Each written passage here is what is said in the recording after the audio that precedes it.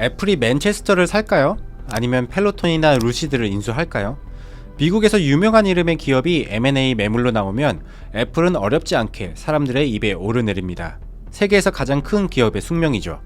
애플이 각 기업들을 인수했을 때 기대되는 시너지에 대한 논리도 등장하는데요. 꽤 설득력이 있기도 합니다. 그런데 너무 당연한 일입니다. 애플은 최강 기업이니까요. 이 기업과 시너지를 내기 어려운 기업도 찾기 어려울 겁니다. 여러 M&A 가능성을 거론하기에 앞서 애플에게 있어 이 인수합병이 어떤 의미인지부터 살펴보겠습니다. 애플은 과거 매년 10여 개의 기업을 인수해왔습니다. 특히 2015년부터 2020년까지는 3, 4주에 하나꼴씩 기업을 사들였습니다. 다만 개별 딜의 규모가 큰 편은 아닙니다. 애플이 한 가장 큰 딜은 2014년 비트 뮤직 앤 비트 일렉트로닉스를 30억 달러에 인수한 것입니다. 애플 체급에 비하면 작다고 할 수 있죠. 애플은 이미 시장에서 사업적 우위를 지닌 기업을 선호하지 않습니다. 이 미국 최강의 기업은 주로 지적재산권과 고급 인재를 확보하기 위한 M&A를 진행해 왔습니다. 2021년과 2022년 애플은 단 3개의 기업만을 인수했습니다. 프라임포닉, 크레디트 쿠도스, 그리고 AI 뮤직입니다. 프라임포닉은 클래식 음악을 스트리밍으로 제공합니다. 크레디트 쿠도스는 머신러닝과 소비자의 실시간 데이터를 활용해 신형 점수를 내죠. 그리고 AI 뮤직은 인공지능으로 맞춤형 음악을 만드는 데 도움을 줍니다. 딜의 볼륨과 숫자 모두 작은데요. 또 애플은 경쟁 입찰에는 절대 들어가지 않는 모습도 보입니다. 사실 애플이 어떤 딜을 추진하고 있는지는 알기 매우 어렵습니다. 시장에서 실제 의미 있는 힌트가 전혀 흘러나오지 않은 상황에서 시장에서는 추정할 수밖에 없습니다. 그래서 애플의 M&A 움직임은 실제보다 크게 보이는 거죠. 그럼에도 애플의 M&A에 대한 기대감은 언제나 높습니다. 특히 애플이 애플카 프로젝트를 추진하고 있다는 게 공공연한 사실이 된 이 시점에서 대형 딜의 가능성은 과거 그 어느 때보다 높습니다. 막연한 추정은 아닌데요. 시장의 정보와 의견을 종합해보면 애플은 2024년에서 2026년 사이 AR 글라스를 선보일 것으로 보입니다. 애플은 메타버스 시장의 진입을 준비하기 위해 여러 건의 딜을 진행했습니다. 모션 캡처 기업 아이키네마, AR과 VR 스타트업인 카메라이와 스페이시스, 그리고 VR 동영상 스트리밍 스타트업인 넥스트 VR을 인수했습니다. 메타버스 기기와 콘텐츠의 경쟁력을 단기간 내에 확보하기 위해 압축적인 M&A를 진행했던 겁니다. 자동차 부분에서의 대표적인 딜은 드라이브.ai M&A입니다.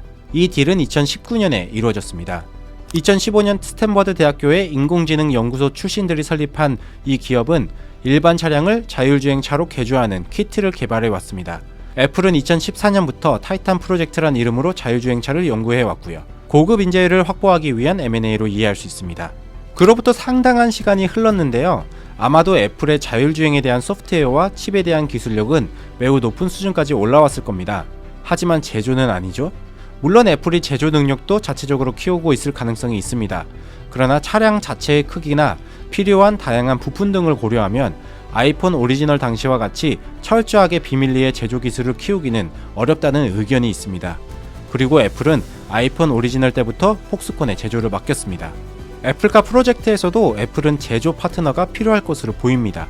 특히 안전 문제가 워낙 중요하기 때문에 차에 대한 오랜 경험과 노하우를 내재화할 필요가 있죠.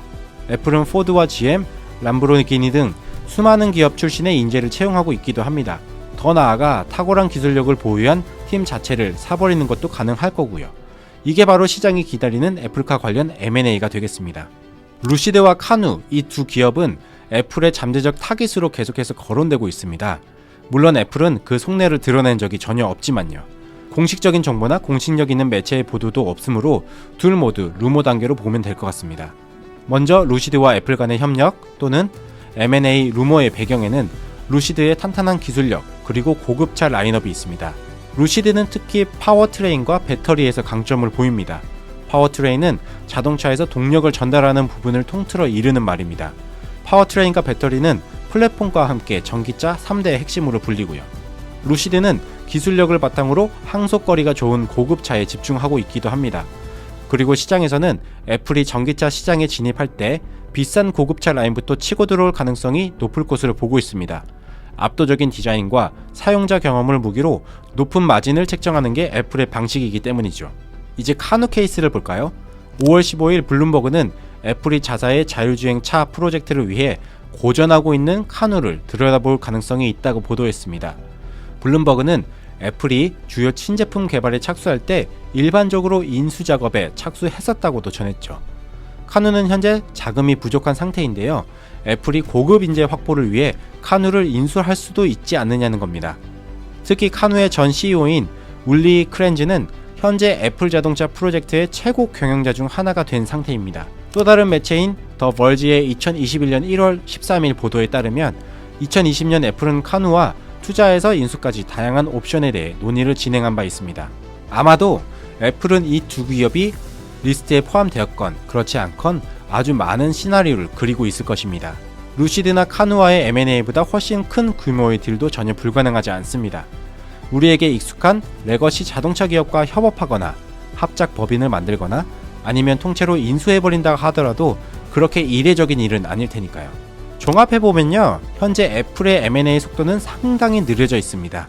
그만큼 현금 동원력도 커져가고 있고요. 애플은 새로운 제품과 서비스를 준비하는 과정에서 여러 건의 M&A를 진행합니다. 주로 지적재산권과 인재를 확보하기 위한 목적입니다. 그러나 애플은 애플카를 위해 제조 능력을 확보해야 하므로 아이폰의 폭스콘처럼 파트너가 필요합니다. 애플은 M&A, JV, 계약 등 여러 방식을 통해 이 파트너를 구할 수 있고요. 루시드나 카누와 같은 곳들과의 협업 혹은 M&A 루머가 현재 시장에서 돌고 있는 상황인데요. 애플의 체급과 애플카에 대한 장기적인 청사진을 고려하면 이보다 훨씬 큰 규모의 딜이 나온다고 하더라도 그리 놀랄 만한 일은 아니어 보입니다.